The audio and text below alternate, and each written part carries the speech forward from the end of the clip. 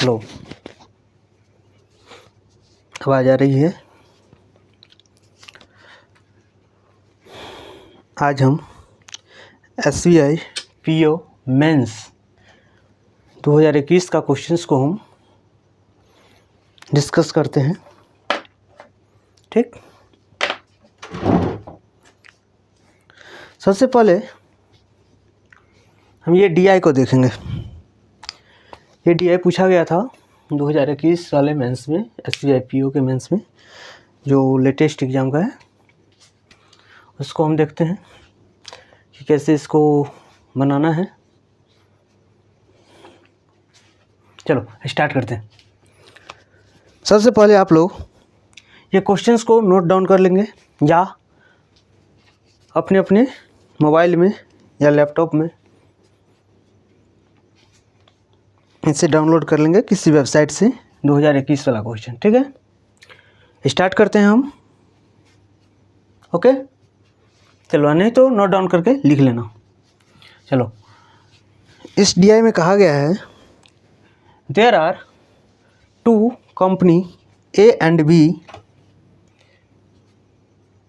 Of employees in 3 department. कहा गया है कि ये 2 कंपनी है जिसमें वर्कर 3 डिपार्टमेंट में काम करता है। कौन कौन है वो? Marketing, finance and HR।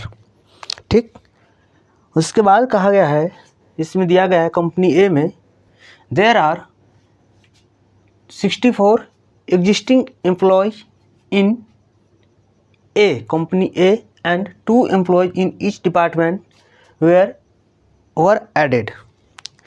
सबसे पहले हम ये फर्स्ट लाइन का मतलब क्या समझें।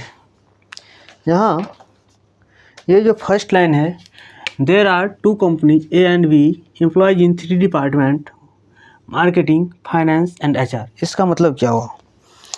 इस डायग्राम में इस लाइन से ये स्पष्ट होता है कि 3:3 गुने 2 का रो और कॉलम बनेगा, जिसमें 3 होगा इसके अंतर्गत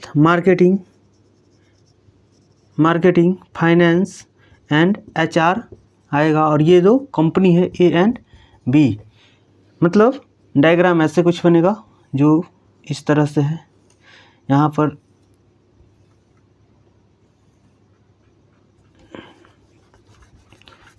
जो इस तरह से हम कुछ आपको दिखाते हैं।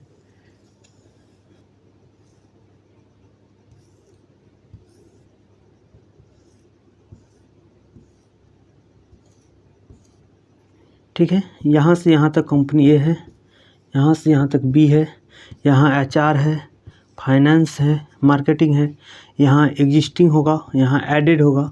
और ठीक, एग्जिस्टिंग और एडेड हम क्यों लिए हैं? क्योंकि यहाँ दिया हुआ है there are 64 existing employees and 2 employees are added. ठीक है, एग्जिस्टिंग और एडेड है, इसका मतलब टोटल एग्जिस्टिंग और एडेड को जोड़ देंगे तब यहाँ टोटल निकल जाएगा, तब यहाँ टोटल होगा। सेम इसी तरह से हम आगे पढ़ते हैं और डायग्राम बनाने की कोशिश करते हैं। सबसे पहले हम क्वेश्चंस को समझते हैं, करना क्या है, दिया क्या है और निकालना क्या है। ठीक है, हम क्वेश्चंस नहीं लिए हैं, पहले हम डायग्राम को रीअरेंज कर लेंगे, उसके बाद क्वेश्चंस अपने आप बन जाएगा।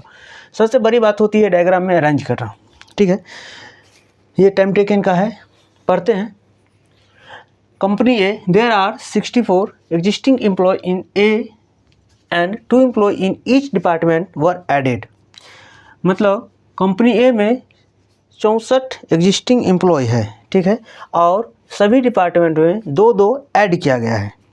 आगे बताया गया है ratio of total employees of HR and marketing department together existing and added to existing and added employees of finance department is 4:3।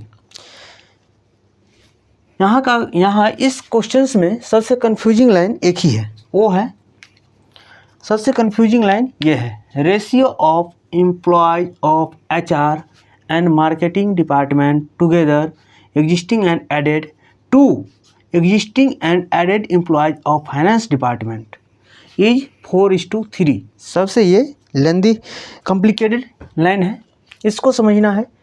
Same इसी तरह से बी में बताया गया है, कंपनी बी में HR department has 6 employees and no new employees added. मतलब B में कहा गया है HR डिपार्टमेंट में 6 वर्कर है और कोई वर्कर जोड़ा नहीं गया है, ठीक है, एडेड इन HR डिपार्टमेंट, ठीक है। फिर आगे बताया गया है marketing department has 10 existing employment. Marketing department में 10 एम्प्लॉयज है। Employees joining marketing department are half of that in finance.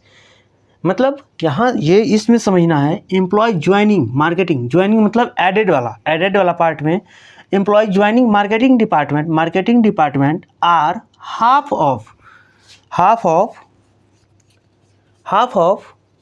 That in finance. That in का मतलब क्या हुआ? डेट इन का मतलब वही डिपार्टमेंट में, मतलब एडिंग वाला डिपार्टमेंट में डेट का मतलब होता है वही जो पीछे वर्णन किया गया है, क्योंकि ये डेट का क्वेश्चंस ग्रामर में आता है और इससे हम इंग्लिश वाले क्लास में इसको हम डिटेल एनालाइज करेंगे, ठीक। यहाँ हम सबसे पहले डेट का अर्थ समझ लेते हैं। डेट मतलब होता है कोई फिक्स, जिसके बारे में पहले बात किया गया हो। तो यहाँ किस चीज़ के बारे में बात किया गया है? ज्वाइनिंग मार्केटिंग, ज्वाइन मतलब एडेड वाले पार्ट के लिए, ठीक है। यहाँ तक कोई दिक्कत नहीं होनी चाहिए। तो फिर बताया गया है आगे total employees existing and new employees including in company B is 36। इसका मतलब total employees existing and new, इस दोनों का प्लस कर देंगे तब टोटल निकल जाएगा। यहाँ दिया गया है टोटल एम्प्लॉयज मतलब कौन कौन? Existing and new employees including in company B is 36, okay. फिर बताया गया है 2 पॉइंट दिया गया है। पहला पॉइंट में है total marketing employee existing and added of company ए।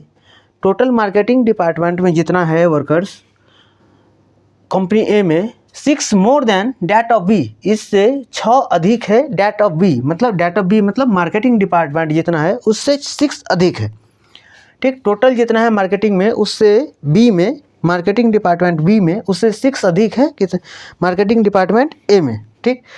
फिर अगला पॉइंट दिया गया है sum of existing employment of HR department in company A and existing marketing department employee company B is 26। फिर इसमें इसका अर्थ ये हुआ कि जितना एम्प्लॉय HR में है कंपनी ए में और मार्केटिंग डिपार्टमेंट कंपनी बी में, दोनों का योग कितना है? 28, ठीक है। यहाँ तक हम समझ लिए हैं क्वेश्चंस को और बनाने की कोशिश करते हैं।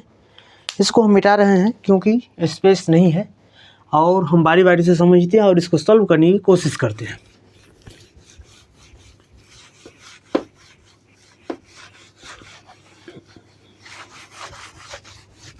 चलो डायग्राम बनाते हैं अच्छा से और समझने की कोशिश करते हैं, ओके। चलो यहाँ हम लिख लेते हैं मार्केटिंग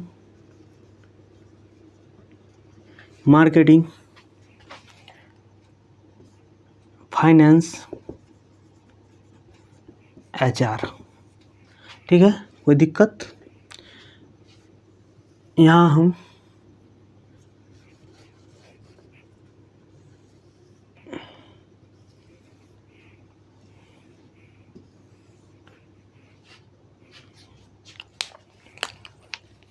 यहाँ हम बी के लिए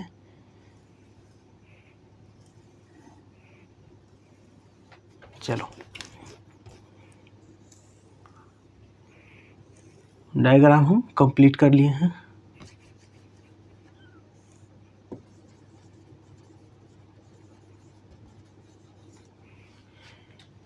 एग्जिस्टिंग एडेड, इस दोनों को मिला करके टोटल, ठीक है। ये पूरा कंपनी क्या हुआ? कंपनी ए, यहाँ क्या है? कंपनी बी, ठीक है। फिर यहाँ पर भी एग्जिस्टिंग एडेड टोटल, ठीक है। अब हम क्वेश्चंस देखते हैं और सॉल्व करने की कोशिश करते हैं। 1 मिनट। चलो क्वेश्चंस 1 मिनट गाइज। चलो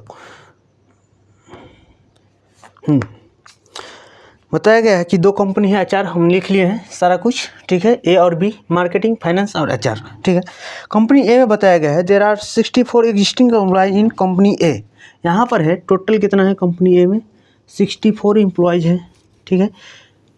यहाँ 64 है तो यहाँ हम 64 लिख लेंगे, टोटल है, ठीक है। 2 employees in each department were added, 2 employees प्रत्येक में ऐड किया गया है, ठीक है, हम लिख दिए। फिर आगे बोल रहा है ratio of total employees of HR, ratio of total employees of HR and marketing department together, HR और मार्केटिंग डिपार्टमेंट टोटल, ये और ये, इसको और ये मार्केटिंग और एडेड को दोनों को योग, दो योग में क्या है, existing and added, existing and added, existing and added, इसका मतलब टोटल हुआ, इसका मतलब ये टोटल हुआ, एक्स हुआ, ये वाई हो गया, ठीक है, एक्स और y. To existing and added employees of finance department is 4:3, 4:3, मतलब एग्जिस्टिंग एंड, इसका मतलब ये ए हो गया, यहाँ पर हम ए मान लेते हैं, जेड मान लेते हैं, ठीक है। इसका मतलब ये हो गया x plus y by z equal to 4:3, ठीक है, 4:3। ये कॉम्प्लिकेटेड था लाइन, इसको हम समझ लिए हैं, ठीक है। आगे चलते हैं, हम यहाँ से बोल सकते हैं एग्जिस्टिंग में हमारे पास 64 है, ये 6 मिला देंगे तो टोटल हो जाएगा, टोटल कितना हो गया 70 लिख सकते हैं। और 4 और 3 का रेशियो हमें इस लाइन का दिया हुआ है, 4 और 3 के रेशियो में 4:3, 10 7 पार्ट 10 के 17 के बराबर है, तो जेड का मान 3 पार्ट कितना होगा 30, ठीक है, ये 30 हो गया, ओके, कोई दिक्कत नहीं है। अगर ये 30 है, ये 2 है, तो ये कितना होगा 28 है, ठीक है। आगे चलते हैं, फिर यहाँ तक दिक्कत नहीं होनी चाहिए। चलो फिर से अगला क्वेश्चन पढ़ते हैं, अगला क्वेश्चन पढ़ते हैं। कंपनी बी, एचआर डिपार्टमेंट है 6 एम्प्लॉयज, एचआर डिपार्टमेंट में कितना है, एचआर में 6 है, ठीक है, HR department employees, HR department 6 employees, no employees added in HR, यहाँ पर कोई एडेड नहीं है तो टोटल भी 6 होगा, ठीक है, टोटल भी 6 होगा। फिर आगे देखते हैं, मार्केटिंग डिपार्टमेंट हैज 10 एग्जिस्टिंग है, मार्केटिंग में 10 एग्जिस्टिंग है, 10 एग्जिस्टिंग है, ठीक है, existing employees joining marketing department are half of that of finance, finance added है, इसका मतलब डेट ऑफ फाइनेंस, फाइनेंस में जितना होगा उसका हाफ होगा, इसका मतलब हम यहाँ लिख सकते हैं 2A और यहाँ A, ठीक है, कोई दिक्कत। चलो आगे चलते हैं, यहाँ तक कोई दिक्कत नहीं होगी, चलो आगे चलते हैं। Total employees existing and new including in company B is 36, मतलब टोटल कितना है 36 है, यहाँ हम 36 लिख सकते हैं, चलो यहाँ हम 36 लिख सकते हैं, ठीक, कोई दिक्कत नहीं होनी चाहिए। चलो आगे चलते हैं। फिर बोला गया है थर्ड पॉइंट में, total marketing employees, total marketing employees, marketing में जितना है employees existing and added of company A, जितना है एग्जिस्टिंग एंड जितना है ये और ये, are 6 more than that of B, यानी कि इससे 6 अधिक है, मतलब ये कितना है 10 प्लस, इसमें क्या होगा 10, ये टोटल कितना है ये देखो 10 प्लस ए है, तो ए में कितना होगा 16 प्लस ए होगा, ठीक है, तो हम यहाँ लिख सकते हैं 16 प्लस ए, तो यहाँ हम 14 प्लस ए लिख सकते हैं, ठीक है, 14 प्लस ए लिख सकते हैं क्योंकि ये 2 यहाँ है, 16 प्लस ए हो गया, ठीक है। आगे चलो, sum of existing employees of HR, existing employees of HR, sum of HR का एग्जिस्टिंग एम्प्लॉयज कंपनी ए, यहाँ ये जो होगा so, and existing marketing department, existing marketing department employees of company B is 28, ये और ये मिलाकर 28 है, तो यहाँ 10 है, तो यहाँ कितना होगा 18, ठीक है, कोई दिक्कत नहीं होनी चाहिए। यहाँ टोटल 64 है, यहाँ टोटल 64 है, ये 28 है, ये 18 है, तो कितना हो गया 36, 46 और ये टोटल कितना है 64, तो यहाँ कितना होगा 18, यहाँ होगा 18 हो गया तो 18 या 2 20, ठीक है, यहाँ पर 20, ठीक है, और यहाँ पर 20, कोई दिक्कत नहीं होगी। अब यहाँ पर ये 10 है, ये 6 है, ये 2 1, इस दोनों का योग 6 बराबर है, मतलब यहाँ इस दोनों का योग से 6 कम होगा तो 20 है, तो ये 14 होगा, तो ये 14 होगा, तो ये 4 हो गया, तो ये 8 हो गया, ठीक है, ये 8 हुआ, ये 8 हुआ। टोटल कितना है 36 है, टोटल कितना है 36 है, तो ये 14, ये 6 20 में से ये कितना बचा, 20 में से 36 गया तो 16, तो ये 8, ठीक। हमारा डायग्राम पूरा तैयार है। अब इसमें से कोई भी वैल्यू पूछ सकता है, हम इसका आंसर दे सकते हैं। किसी को कहीं समझने में प्रॉब्लम, एक यहाँ कन्फ्यूजन था और एक यहाँ कन्फ्यूजन था, दोनों हम बता दिए हैं, कोई दिक्कत नहीं होनी चाहिए। चलते हैं आगे। एक 2019 का DI है, उसको हम सॉल्व करने की कोशिश करते हैं।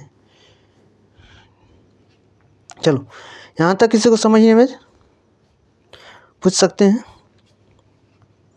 चलो चलो चलो आगे मिटा दें। चलो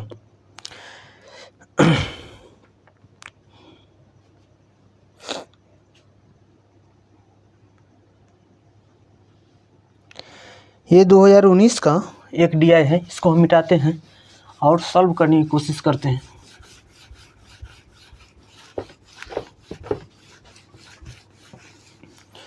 देखो यहाँ प्रोजेक्ट है,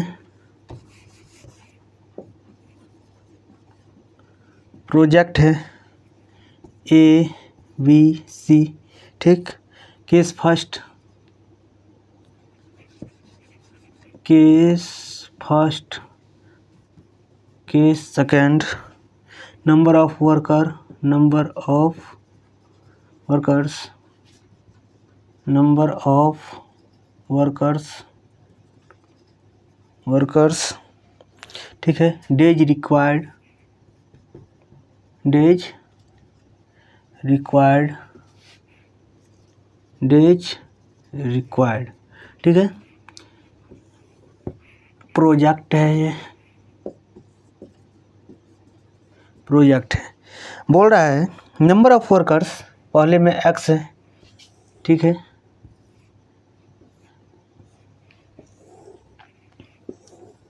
चलो आगे क्वेश्चन करते हैं।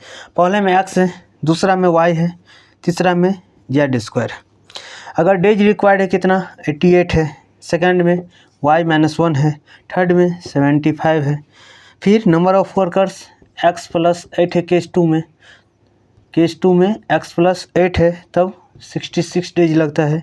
सेकंड में Y-1 है, Y+6 है, Y+6 है, तब डेज लगता है Y-6, ओके, Y-6, फिर M² है, तब डेज लगता है 180।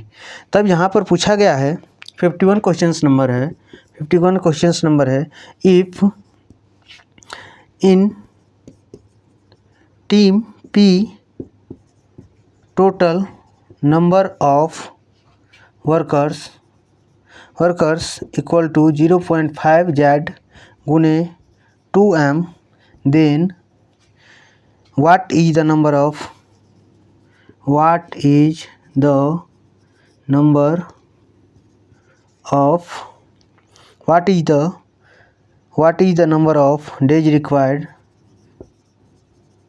required by team P to complete project C बोल रहा है अगर एक टीम है, टोटल नंबर ऑफ वर्कर्स कितना है 0.5 Z गुने 2M, ठीक है, इतना वर्कर्स है, तब what is the number of days required, कितना दिन लगेगा पी टीम को प्रोजेक्ट सी को पूरा करने में, प्रोजेक्ट सी जितना है उसको पूरा करने में पी को कितना समय लगेगा, ठीक है। इसको सबसे पहले हम इस चार्ट को फिल करने की कोशिश करते हैं, उसके बाद क्वेश्चंस पे आते हैं। ठीक है, जब तक हम क्वेश्चंस को मिटा देते हैं।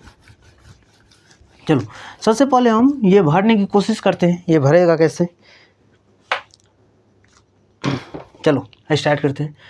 ये कितना है, ये दोनों प्रोजेक्ट है, ये एक प्रोजेक्ट है। अगर कंडीशन दिया गया है फर्स्ट कंडीशन में, अगर x आदमी है तो 88 दिन लगेगा, और सेकंड कंडीशन में दिया गया है x + 8 आदमी है तो 66 दिन लगेगा। इसका मतलब ये दोनों और ये दोनों इक्वल है, इसका मतलब ये टोटल वर्क हो गया, ये टोटल वर्क हो गया, तो ये दोनों इक्वल है। यहाँ से हम x की वैल्यू निकालने की कोशिश करते हैं तो 8 या 6 या, ठीक है। अगर ये 8 6 तो 2x = 48 तो x = 24। तो हम यहाँ से x का मान 24 लिख सकते हैं। x = 24 + 8, ठीक है, 24 + 8। सेम इसी तरह से y की मान हम निकालने की कोशिश करते हैं। ये मल्टीपल बराबर ये मल्टीपल इक्वल होगा। इसको हम क्या लिख सकते हैं, इसको हम a - b × a + b बराबर a² - b² हम लिख सकते हैं। सेम इसी तरह से y² - 36 हम लिख सकते हैं, और इसको y² - y, तो ये y² से y², y बराबर 36, तो y बराबर हम यहाँ 36 लिख सकते हैं, और यहाँ पर 35 इसमें लिख सकते हैं, और इसमें 42 लिख सकते हैं। ठीक है, 42 लिख सकते हैं, 42 लिख सकते हैं, और इसमें 30 लिख सकते हैं, इसमें 30 लिख सकते हैं। ठीक है, फिर इसी तरह से हम इसको और इसको मल्टीप्लाई करके इक्वल कर सकते हैं।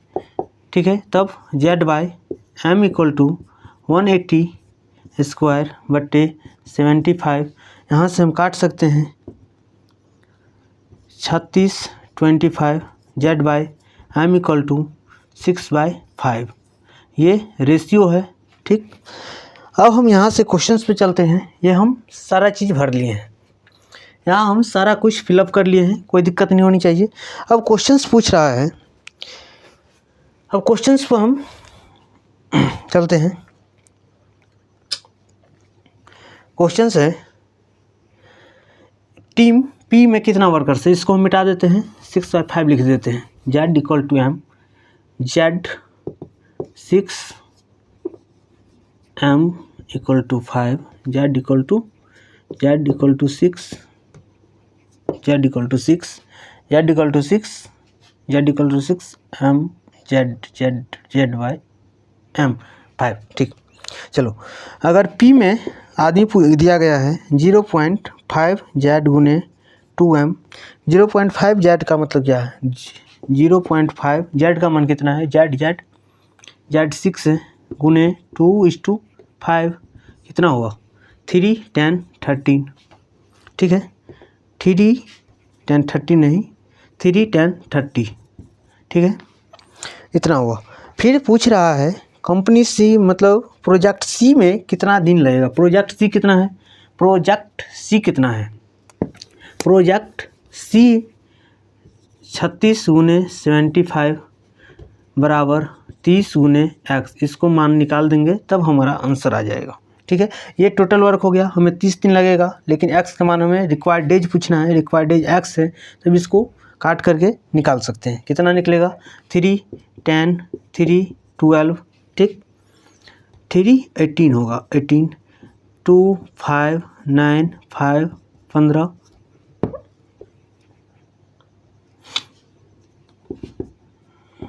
135 डेज। चलो ठीक, आगे चलते हैं। फिर इसी तरह से अगला क्वेश्चन है, if 64 people were working for project A, अगर प्रोजेक्ट ए के लिए 64 पीपल वर्किंग करता है, then how many days did it take to complete the work.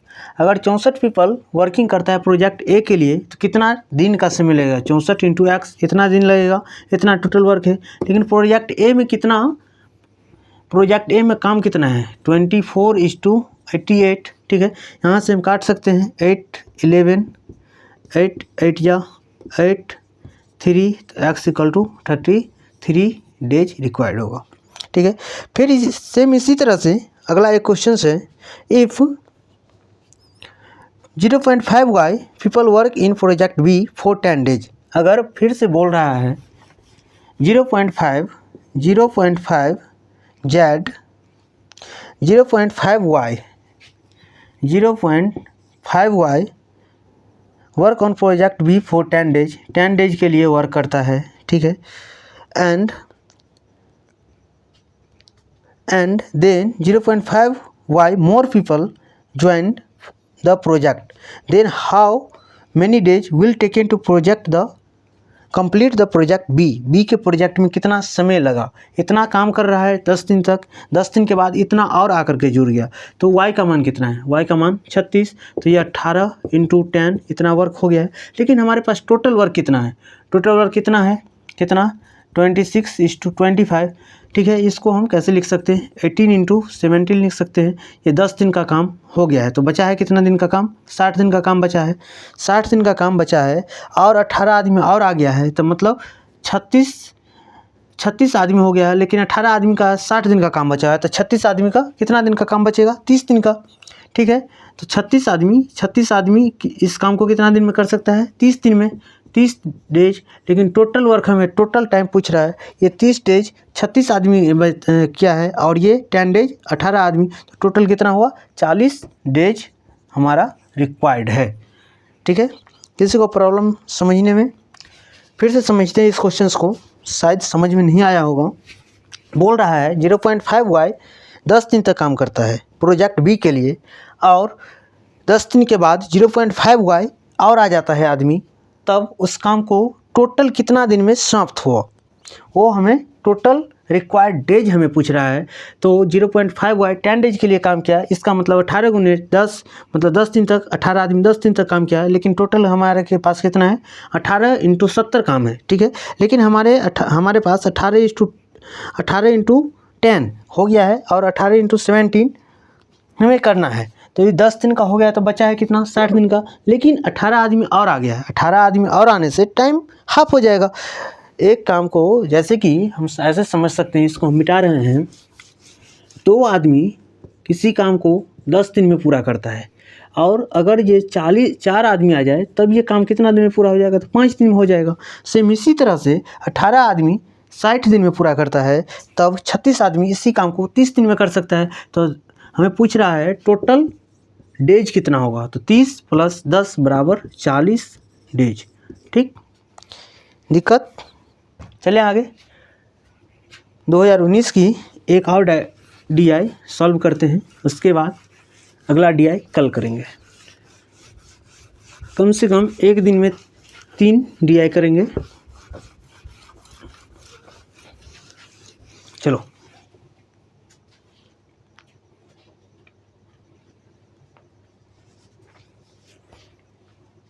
चलते हैं अगले DI के ऊपर। एक चार्ट दिया हुआ है, ठीक है। चार्ट हम बनाते हैं, थोड़ा छोटा बनाते हैं, अच्छा बनाते हैं, चलो ठीक है। यहाँ 200, यहाँ 300, 400, 500, 600, ठीक है, 600।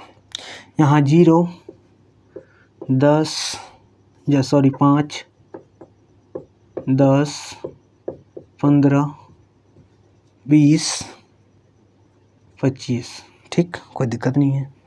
यहाँ से इसको भी मिला ही दो, मिला ही देते हैं, यहाँ से भी मिला दो, ठीक है। यहाँ भी मिला दो, यहाँ भी मिला दो, यहाँ भी मिला दो, ठीक है, कोई दिक्कत नहीं होनी चाहिए। यहाँ से भी इसको मिला ही दो, यहाँ से भी मिला दो, यहाँ से भी मिला दो, ठीक है। अब AD इसी लाइन पर है, 300 वाली लाइन पर। A कहाँ है, A है, यहाँ A है, ठीक है। D कहाँ है, 10 दोबारा पर है, यहाँ पर 12 है, ये 5 लाइन है, 1 2 3 4 5, ठीक है, 3 लाइन है, 10 11 12 13 14 10 11 12 13 14 15, ठीक है। यहाँ है D डी, ठीक है। यहाँ है बी, कहाँ 400 पे, यहाँ है बी, ठीक है। यहाँ पर बी है, यहाँ पर सी है,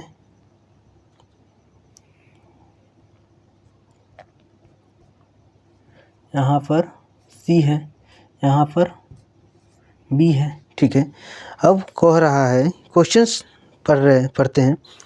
study the following information carefully and answer the given questions. दिया गया है given graph shows population density in पर स्क्वायर किलोमीटर। यहाँ पर है population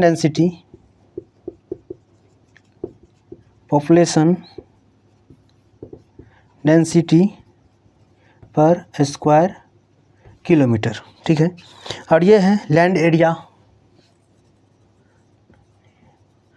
area in kilometre square, ठीक है। ये सब 100 में है, ये टोटल 100 में है।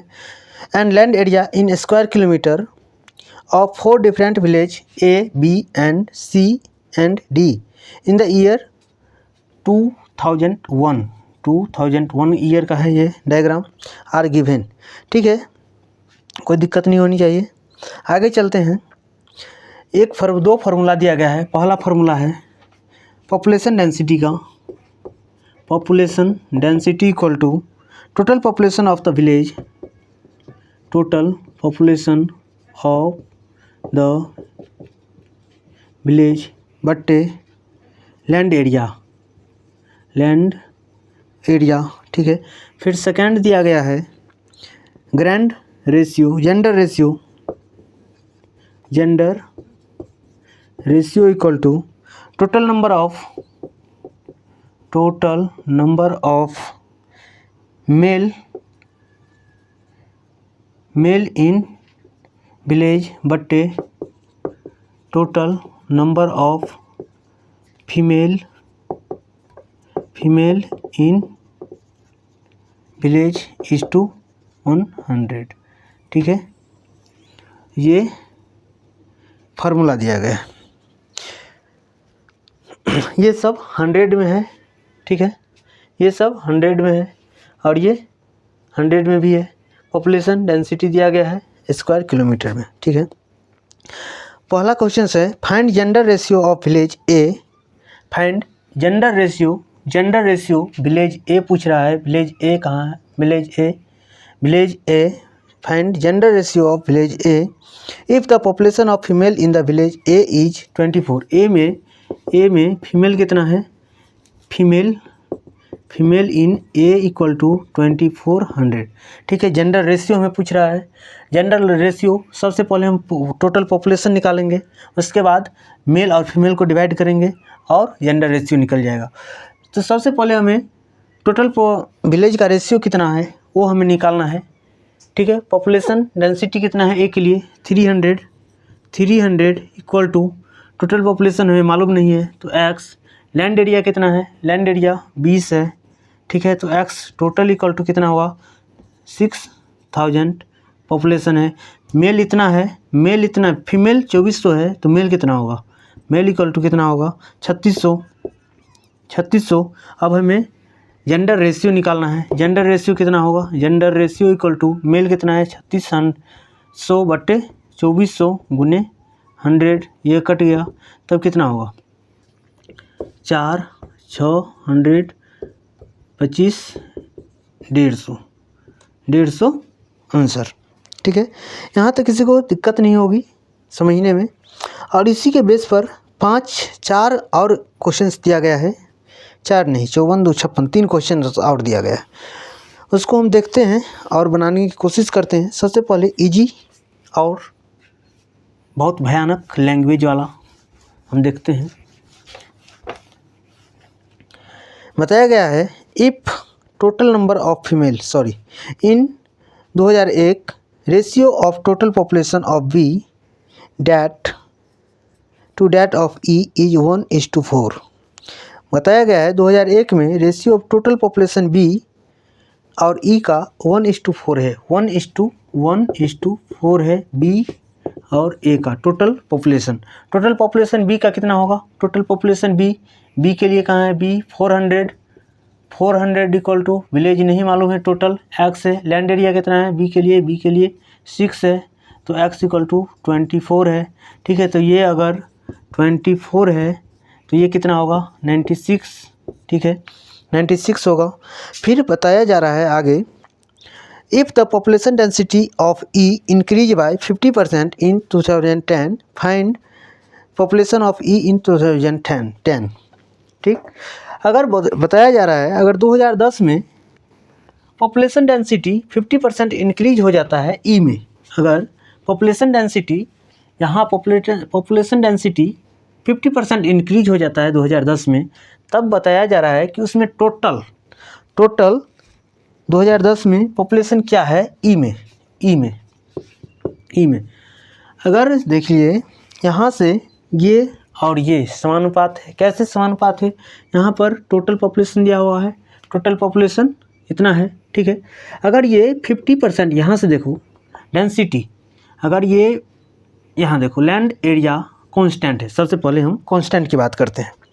इसमें समझने वाली बात ये है, ये 96 और हम लिख लेते हैं साइड में, B/E इक्वल टू 2400/9600। ठीक है, यहाँ हम समझते हैं कांस्टेंट क्या है, population density equal to total number of village into land area हमारे पास कांस्टेंट है।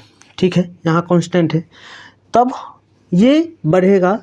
अगर लैंड एरिया कांस्टेंट है तब पॉपुलेशन डेंसिटी और टोटल नंबर ऑफ विलेज में, total number of population in village दोनों प्रोपोर्शनली डायरेक्टली प्रोपोर्शनल है। कैसे, अगर ये कांस्टेंट है तो ये बढ़ेगा डेंसिटी, तब ये पॉपुलेशन भी बढ़ जाएगा। अगर डेंसिटी घटेगा तब ये पॉपुलेशन भी घट जाएगा। ठीक है, तब इसमें बताया जा रहा है अगर 50% से ये इंक्रीज हो रहा है, 50% से अगर पॉपुलेशन डेंसिटी इंक्रीज कर रहा है 50% से, ये 50% से इंक्रीज कर रहा है, तब ये भी 50% से इंक्रीज करेगा, ये भी 50% से इंक्रीज करेगा।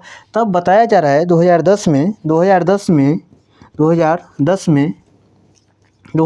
में टोटल पॉपुलेशन कितना होगा, अभी कितना है 9600। ठीक है, तब 2010 में 50% इसका भी इंक्रीज हो जाएगा। ठीक है, 50% इसका इंक्रीज हो जाएगा, तब कितना होगा 96 + 14400। ठीक है, इतना हो जाएगा। इसको समझने में दिक्कत नहीं होनी चाहिए, क्योंकि यहाँ पर एक ही चीज़ समझने वाला फैक्टर है, जो है ये चेंज 50% चेंज हो रहा है, तो यहाँ क्या असर होगा। अगर डेंसिटी 50% से बढ़ रही है तो पॉपुलेशन में क्या चेंज होगी। बस समझने वाली फैक्टर एक ही थी, जो हमें आपको समझाने में शायद सक्षम हुए, प्रॉब्लम नहीं होनी चाहिए। और एक क्वेश्चन इसमें और बचा हुआ है, जो लॉलीपॉप है, उसको आप खुद से बना लीजिएगा। ठीक, यहीं समाप्त करते हैं आज क्लास को। तब तक के लिए जय हिंद। चलो ठीक, निकलो।